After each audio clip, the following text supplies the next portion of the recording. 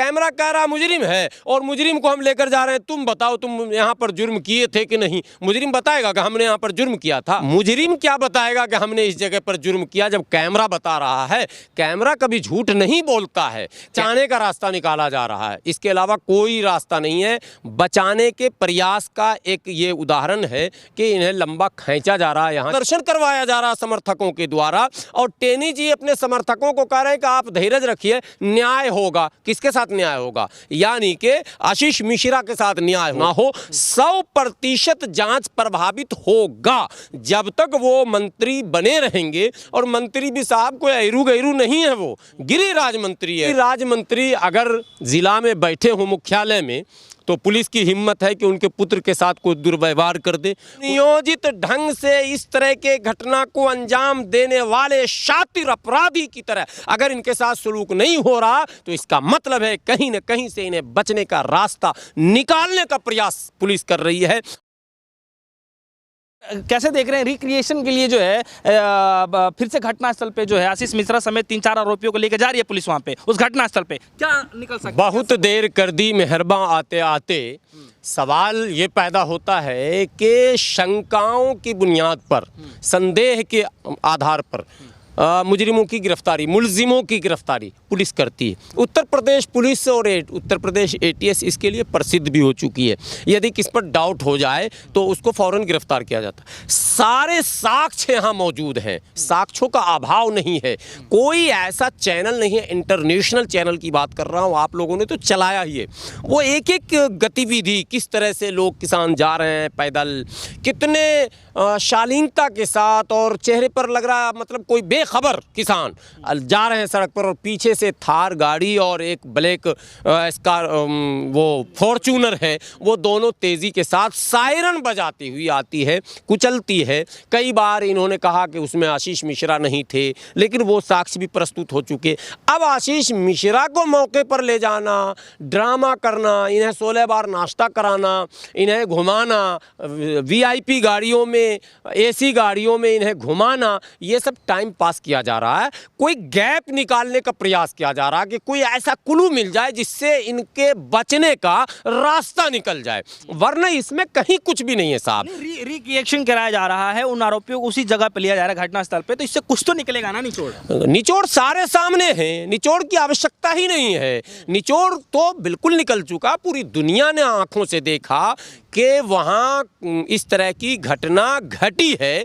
तो जब इस तरह की घटना घटी है, पूरी दुनिया ने इसको देख लिया है, तो इसको बार बार दिखाने की आवश्यकता क्या है?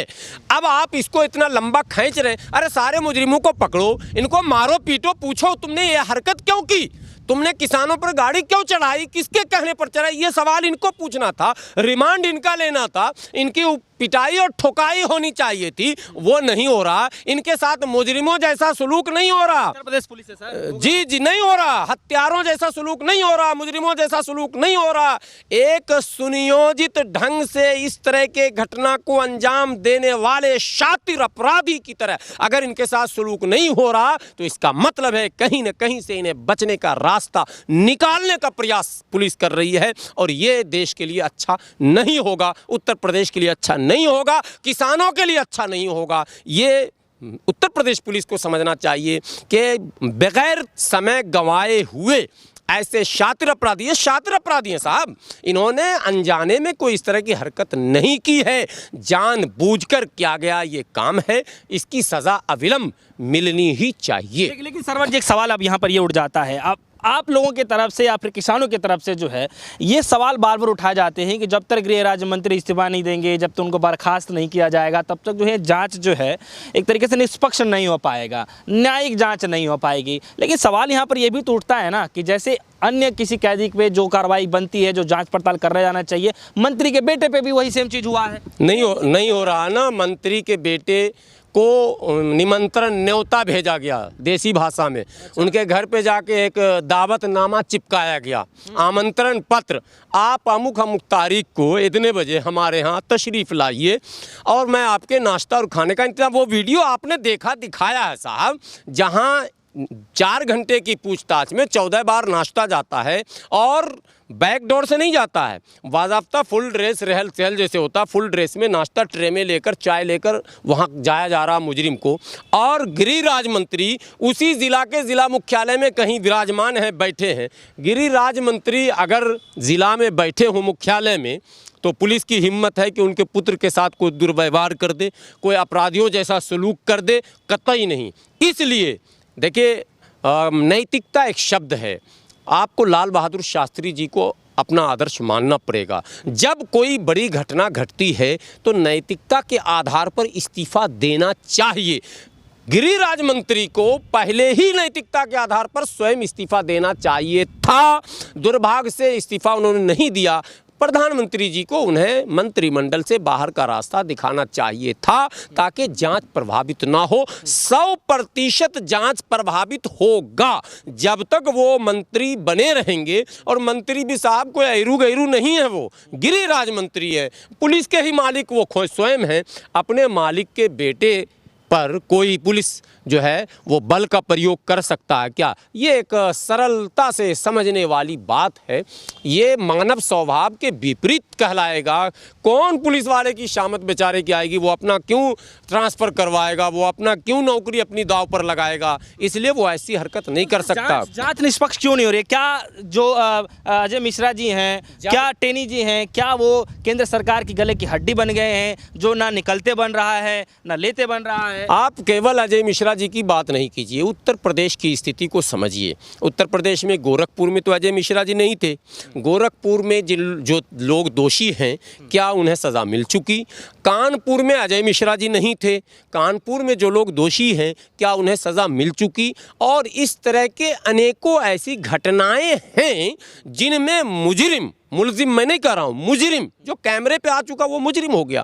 मुजरिम खुलेआम घूम रहा है और उत्तर प्रदेश सरकार उसको बचाने में लगातार लगी हुई है। ये कहना कि हम अपराधियों को समाप्त कर देंगे, उत्तर प्रदेश अपराध मुक्त हो गया। एक बात जाते जाते कह दूं, आप दिल्ली घूमते हैं, दिल्ली है, उत्तर प्रदेश नहीं है। दिल्ली की तमाम बस स्टैंडों में, तमाम रेलवे स्टेशनों पर, तमाम मेट्रो स्टेशनों पर, तमाम सार्वजनिक जगहों पर उत्तर प्रदेश के होर्डिंग लगे हैं नंबर 1। पहला सवाल, क्यों लगा रहे हैं आप? आप नंबर 1 हैं तो अपनी जगह रहिए ना, लोग देखेंगे, स्वयं फैसला करेंगे। आप जबरन दिल्ली वालों को क्यों बता रहे हैं कि मैं नंबर 1 हूँ? और इस तरह की कई चीज़ों से ये लगता है कि बेशर्मी से सरकार, क्या लग रहा है इस रिक्रिएशन से कुछ फ़ायदा होगा? देखिए, खुलासा हो सकता है कुछ ऐसी बातें, अगर देखिए ईमानदारी से जांच होगी तो और कुछ चीज़ें सामने में नहीं संदेह तब तक है जब तक मंत्री जी का इस्तीफा नहीं होता है।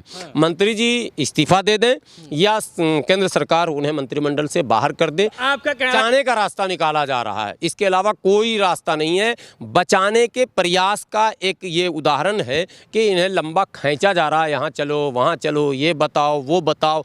मुजरिम क्या बताएगा कि हमने इस जगह पर जुर्म किया जब कैमरा बता रहा है?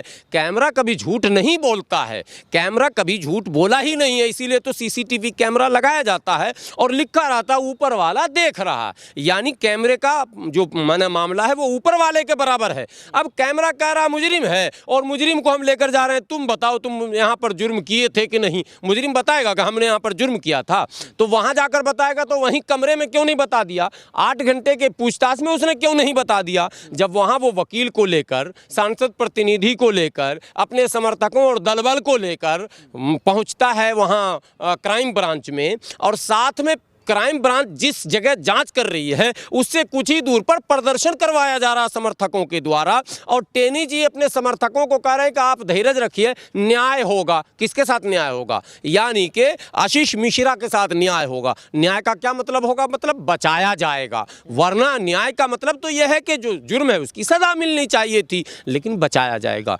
ये मंत्री जी का कथन इस बात की ओर इशारा करता है कि आज भी प्रमुख षड्यंत्रकारी आशीष मिश्रा को माननीय केंद्रीय गृह राज्य मंत्री अजय मिश्रा जी के द्वारा, योगी जी की सरकार के द्वारा और केंद्र सरकार के द्वारा संभवतः बचाने का प्रयास किया जा रहा है।